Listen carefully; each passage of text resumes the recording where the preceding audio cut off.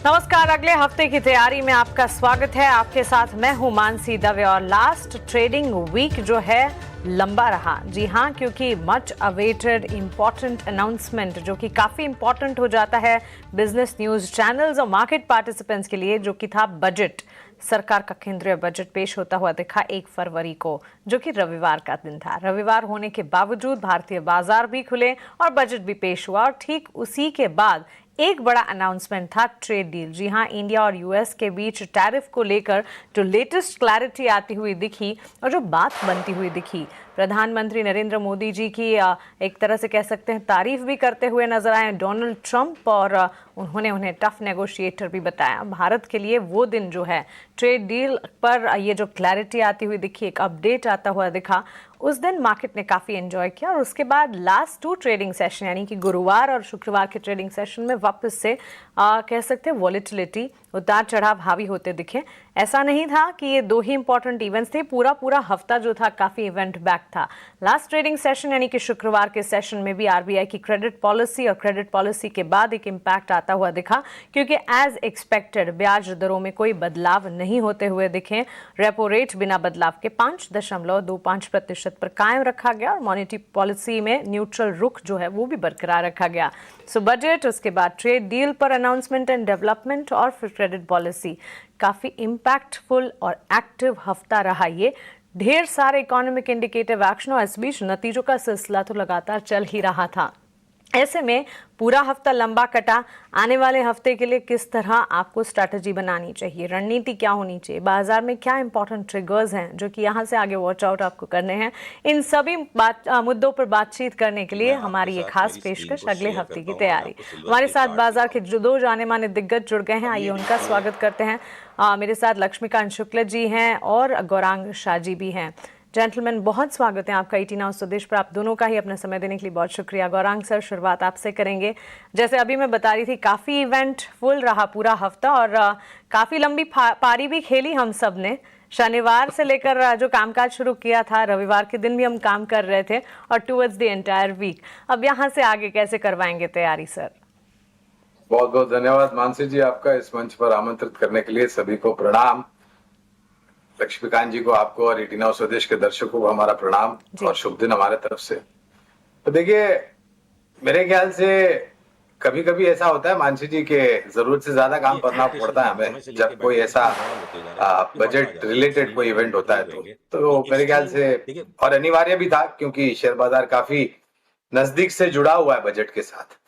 तो बजट के पश्चात काफी सकारात्मक खबरें आई। बजट के बाद वाले दिन, जैसे आप भी बता रहे थे, भारत और अमेरिका के बीच में जो ट्रेड डील अटकी हुई थी, वहां पर स्पष्टीकरण आया और बहुत जल्द मेरे ख्याल से वो ट्रेड डील को लेकर के जो जानकारी है वो हमारे और आपके समक्ष होगी, जब भी दोनों देशों के बीच के जो प्रतिनिधि है इसके बारे में हमें औपचारिक स्तर पर बातें बताएंगे। आज शुक्रवार को जब बाजार बंद हुआ तो मेरे ख्याल से सर्वोच्चम स्तर के आसपास आकर के बंद हुआ, क्योंकि सुबह में जो निचले स्तर पर हम देख रहे थे बाजार को, वहां से अच्छी खासी रिकवरी अगर आप देखें तो सेंसेक्स, निफ्टी, बैंक निफ्टी में भी मेरे ख्याल से थोड़ा बहुत हरा रंग था।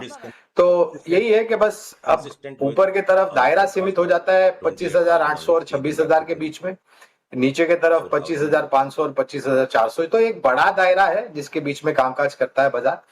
काफी कुछ सकारात्मक खबरें आने के बाद भी प्रश्न ये उठ रहा है कि हमारा बाजार जो है वो स्थिर क्यों नहीं रहा और ऊपर के तरफ बढ़ क्यों नहीं रहा। तो मेरे ख्याल से बाजार, देखिए, बाजार अपने आप में चलता है। बाजार की बुद्धिमत्ता को कभी भी चुनौती नहीं देनी चाहिए। हमारे और आपके या फिर लोगों की सोच के हिसाब से बाजार नहीं चलता, बाजार अपनी सोच के हिसाब से चलता है। और मैं मानता हूं कि अगर आपके पास धैर्य है, जोखिम झेलने की क्षमता है और अगर आपने अच्छे शेयरों में निवेश किया है मानसी जी, तो ये बाजार आपको अपने निवेश की गई पूंजी पर मुनाफा बिल्कुल देगा। खाली एक ही है कि आपके पास धैर्य और जोखिम झेलने की क्षमता कितनी है। काफी कुछ संकेत है जो आने वाले हफ्ते में भी हमें पता चलेगा। आज क्रेडिट पॉलिसी थी, विराम दिया है गवर्नर साहब ने, लेकिन टिप्पणियां काफी सकारात्मक थी। तो दायरा ऊपर की तरफ लगता है और नीचे की तरफ के जो दायरे वो काफी सीमित लगते हैं ऐसे बाजार में। सर, काफी उम्दा तरीके से आपने समझाया। धैर्य रखना है और हाँ, सोच समझकर आपके हार्ड अर्नड मनी और आपके हार्ड अर्नड सेविंग्स जो है उसे इन्वेस्ट करना है। लक्ष्मीकांत जी, कैसे देख रहे हैं आने वाले दिनों को, क्या तैयारी होगी अगले हफ्ते की? गुड आफ्टरनून मानसी जी और गौरांग सर और 18 नाउ के सभी दर्शकों को भी मेरा बहुत बहुत नमस्कार। जी हाँ, हमने इस पूरे हफ्ते अराउंड 1800 पॉइंट के अपसाइड और डाउनसाइड दोनों ही तरफ के मूड स्विंग्स देखे हैं। और जिस तरीके से मार्केट अभी अपने मिड पॉइंट पे आके ठहरा है, वो यही दर्शाता है कि आने वाले समय में एक स्टेबिलिटी दिखेगी। पिछले 3 दिनों से निफ्टी अपने 100 डीएमए को डिफेंड करता हुआ आ रहा था, और आज के सत्र में भी इसकी क्लोजिंग 100 डीएमए के ऊपर हुई है। तो जो इमीडिएट रेजिस्टेंस है अभी फिलहाल हमें 25,500 के आसपास आता हुआ दिखाई दे रहा है। और जब तक निफ्टी इसके ऊपर रहता है तो हमें एक पुल बैक मूव का एक्सपेक्टेशन है। हालांकि एक इमीडिएट रेजिस्टेंस 25,800 के आसपास है। अगर उसके ऊपर निकलता है देन आफ्टर फिर हमें 26,000 से लेकर 26,200 के काफी पुराना लेवल्स इतिहास है। देखने को मिलेंगे। तो जिनको 2020 फ्रेश बाइंग नवंबर करनी का है ये वो इंडेक्स थोड़ा हुआ सा था, वेट करें। नवंबर 2024 25,800 में। के ऊपर अगर मतलब स्टेबिलिटी आती है जब तक तो फिर बाकी वहां से बाय करेंगे। तो मुझे लगता है आने वाले समय में हमें अपसाइड के लेवल्स ज्यादा अच्छे 2020 में तरीके भी से लगातार ये इंडेक्स दिखेंगे। ऊपर बढ़ी, वहीं पर नवंबर अगर मैं बैंक निफ्टी 2024 की में। बात करूं तो बैंक मतलब निफ्टी ने भी जब अपने तक अपने लोअर लेवल्स को मेंटेन रखा है। बैंक निफ्टी रिलेटिवली थोड़ा स्ट्रांग नजर आ रहा है निफ्टी से, क्योंकि ये अभी भी अपने सभी की रजिस्ट्रेशन मूविंग एवरेज के ऊपर जब तक सस्टेन आप कर रहा पुराना है। इतिहास को देखें, इमीडिएट सपोर्ट मीडियन चार्ट का वापस से पुराना इतिहास देखें, 58,200 के तो आसपास का है। 2020 से और लेके इसके लगातार ये ऊपर जब इंडेक्स तक ये ऊपर बढ़ी, रहता है नवंबर तो मुझे लगता है कि 2024 यहाँ में। से हमें एक शॉर्ट टर्म मतलब पुल बैक मूव जब तक बाकी 61,000 से लेकर 61,300 तक देखने को मिल सकता है। तो चलिए, ये एक नजरिया बाजार पर दोनों ही फंडामेंटल और टेक्निकल लेंस से आपको मिलता हुआ। अब आगे बढ़ते हुए हमारे व्यूअर्स के सवालों को भी शामिल करेंगे। सवाल पूछने का तरीका आपके स्क्रीन पर फ्लैश। सेक्टर पर इन दिनों जो कुछ हो रहा है उस पर आपका एक टेक जानना चाहूंगी। अभी कल ही की नवंबर खबर थी 2024 तक। एंथ्रोपिक का एआई तो टूल, मतलब और इस खबर जब तक से टेक शेयरों में हड़कंप मचा। और हो भी क्यों ना, देश और दुनिया जैसे जैसे आर्टिफिशियल इंटेलिजेंस को एक्सेप्ट करती, लर्न करती दिख रही है, वैसे वैसे एक तरह से टेक्नोलॉजी स्पेस में काफी कंसर्न्स और कंटिंजेंट सिनेरियोज पैदा हो रहे हैं। कितना डरने की जरूरत है IT sector, not just domestic लेकिन ग्लोबल प्लेस को भी? मानसी जी, ये पहली बार नहीं है कि इस प्रकार की खबरें आई हैं। ये एआई टूल के बारे में जो जानकारी आई और जिस तरीके से घबराहट, खास करके हमने देखा अमेरिका में नास्डैक में जो बड़ी बड़ी दिग्गज आईटी कंपनियां, वहां पर बहुत तीव्र गिरावट देखी। और फलस्वरूप हमने देखा हमारे यहाँ पर भी आईटी क्षेत्र की सूचकांक और आईटी क्षेत्र से जुड़े हुए शेयर में गिरावट आई। मैं एक चीज स्पष्ट रूप से बताना चाहूंगा कि ये जो परिवर्तन की जो व्याख्या है वो आईटी क्षेत्र के लिए ज्यादा अनिवार्य है, क्योंकि निरंतर बदलाव होते रहते हैं मानसी जी। और ये तो मतलब जो पिछले इतिहास में हमने देखा है, 2-3 दिन पहले जो आईटी रिलेटेड एआई टूल की जो बातें आई उसको लेके घबराहट, और आने वाले भविष्य में भी ऐसी खबरें आती रहेगी, जिसके कारण शायद थोड़ा बहुत अनिश्चितता का वातावरण मध्यम से छोटी से मध्यम अवधि के लिए हो सकता है। लेकिन जो भी टिप्पणियां पिछले 2-3 दिनों से आईटी क्षेत्र के कंपनी के मैनेजमेंट ने करी है इस एआई टूल को लेकर के, उन्होंने स्पष्ट रूप से कहा था इससे इतना घबराने की जरूरत नहीं। जिस तरीके से बाजार प्रतिक्रिया दे रहा है और जिस तरीके से हमने बिकवाली हावी होती दिखी है आईटी क्षेत्र में, तो हमारी खरीदारी की राय आज भी बरकरार है। एक छोटा डिस्क्लोजर दे देता हूं मानसी जी, अगर मैं भूल जाऊंगा आगे जाकर के, जो भी निवेश लायक रणनीति आपके समक्ष इस कार्यक्रम में रखेंगे, ये बुनियादी दर के आधार पर लंबी अवधि के लिए हमारी फंडामेंटल रिसर्च टीम की तरफ से राय है। इसमें हमारी कंपनी जियोजित अथवा मेरा किसी भी प्रकार का व्यक्तिगत निवेश नहीं, ना ही किसी प्रकार का वित्तीय लाभ मिलता है, ना ही किसी प्रकार का कॉन्फ्लिक्ट ऑफ इंटरेस्ट। लेकिन इसी स्तर पर राय हम हमारे क्लाइंट्स को देते हैं, संभव है कि उनका निवेश हो। तो आज के तारीख में भी हमारी फंडामेंटल रिसर्च टीम, और मुझे भी ऐसा लगता है, ये मेरा व्यक्तिगत मानना है कि आईटी क्षेत्र में निवेश बनाए रखें। थोड़ी परिस्थिति छोटी या मध्यम अवधि के लिए खराब है, लेकिन अगर आपका नजरिया 1.5 से 2 साल का है तो ये जो परिवर्तन हो रहा है उसका लाभ आपको नतीजों में आते हुए दिखेगा, और उसके फलस्वरूप आपको शेयर के दामों में भी वृद्धि होती हुई नजर आएगी। तो घबराने की बात नहीं है, एक थोड़ा छोटी मध्यम अवधि के लिए थोड़ी नकारात्मक परिस्थिति। बिल्कुल बिल्कुल, we completely understand and hear you sir. So लंबी अवधि के लिए आईटी सेक्टर पर इनफैक्ट ये जो कमजोरी, गिरावट है, एक बार सोच समझकर एंट्री की अपॉर्चुनिटी भी बन सकती है। अगर पोजीशंस हैं तो बरकरार रखें। सेक्टर में non long term play conviction अब भी बरकरार है। लेकिन चलिए, सवाल जवाब का सिलसिला। पहला सवाल विनोद सिंह का नागार्जुना कंस्ट्रक्शन कंपनी पर है। इन्होंने खरीदे हैं नागार्जुना कंस्ट्रक्शन कंपनी के शेयर्स। लक्ष्मीकांत जी एक टेक की आपसे जानना चाह रहे हैं। लास्ट क्लोज अगर देखें 156 के लेवल पर क्लोज हुआ है एनसीसी। 152 इनकी खरीद के स्तर हैं। करीब 1300-1400 शेयर्स की खरीदारी इन्होंने की है। एनसीसी का स्टॉक प्राइस 152, इनके एंट्री लेवल 156 के आसपास, करीब 3% की तेजी पर लास्ट सेशन में क्लोज हुआ है ये। देखिए यहाँ पर एक शॉर्ट टर्म बेसिस पर एक बेस फॉर्मेशन बनता हुआ दिखाई दे रहा है अराउंड दी जोन ऑफ 142 145 के आसपास। और आज के सत्र में जिस तरीके से इसने रिबाउंड दिखाया है लोअर लेवल पे, तो हमें लगता है कि आने वाले समय में एक शॉर्ट टर्म पुलबैक मूव देखने को मिल सकता है। अभी फिलहाल जो इमीडिएट रेजिस्टेंस है वो 160 के आसपास आता हुआ दिखाई दे रहा है। अगर 160 के लेवल्स टूटते हैं तो फिर से एक फ्रेश बाइंग मोमेंटम यहाँ पे ट्रिगर होता हुआ हम देख पाएंगे। और यहाँ से स्टॉक फिर अपने जो प्रीवियस स्विंग हाई है अराउंड दी लेवल्स ऑफ 170 174 के आसपास फिर वहां तक पहुंचता हुआ दिखाई देगा। तो इनको होल्ड रखने की सलाह रहेगी। स्टॉक को ये ब्रेकआउट का इंतजार कर सकते हैं। अभी जो फिलहाल सपोर्ट दिखाई दे रहा है वो दिखाई दे रहा है 143 का ही, और जब तक इसके ऊपर रहता है तब तक हम इस ब्रेकआउट का एक्सपेक्टेशन रख सकते हैं। और जो अपर लेवल है वो है अराउंड 170 टू 174 रेंज तक आते हुए। एब्सोल्युटली। तो चलिए पोजीशन को इंटैक्ट रखें। 174 तक के लेवल्स नजर आ सकते, करीब 3% की तेजी लास्ट सेशन में हमने देखी जरूर है। गौरांग सर, अगला सवाल एशियन पेंट पर है। कौशल किशोर से सवाल पूछ रहे हैं। 60 शेयर्स एशियन पेंट्स के इन्होंने खरीद रखे हैं और अपने एंट्री लेवल जो है 2800 के बता रहे हैं। 2400 के लेवल के आसपास हमने ट्रेड्स देखे, ऑलमोस्ट 1.5% की गिरावट। और पेंट स्टॉक्स तो उस कैटेगरी में आते हैं गौरांग जी जहां कच्चे तेल की चाल, एनर्जी पैक में अगर मूवमेंट्स होते हैं तो एक इवेंचुअल इम्पैक्ट यहां पर भी पड़ता है। अदर देन दैट ऑल्सो कई सारे फैक्टर्स कंपनी के लिहाज से भी। लेकिन आपका फंडामेंटल एनालिसिस क्या कहता है एशियन पेंट्स पर? पहले तो मानसी जी, जो निर्भरता पेंट कंपनियों के की कच्चे तेल पर थी वो कम होगी, क्योंकि पहले क्या था, ऑयल बेस्ड पेंट बनाती थी कंपनियां। अब ज्यादातर टेक्नोलॉजी को लेकर के इन्होंने जो यश या फिर एक सफलता हासिल की, उसके फलस्वरूप वाटर बेस्ड पेंट्स ज्यादा बनते हैं और वो मेरे ख्याल से कॉस्ट इफेक्टिव भी रहते हैं और ड्यूरेबल भी रहते हैं। जहां तक एशियन पेंट्स का सवाल है, नतीजों में निराशा थी, इसमें कोई दो बात नहीं है। और वो निराशा शायद हो सकता है चौथी तिमाही में भी एक हल्की सी झलक आपको देखने मिले।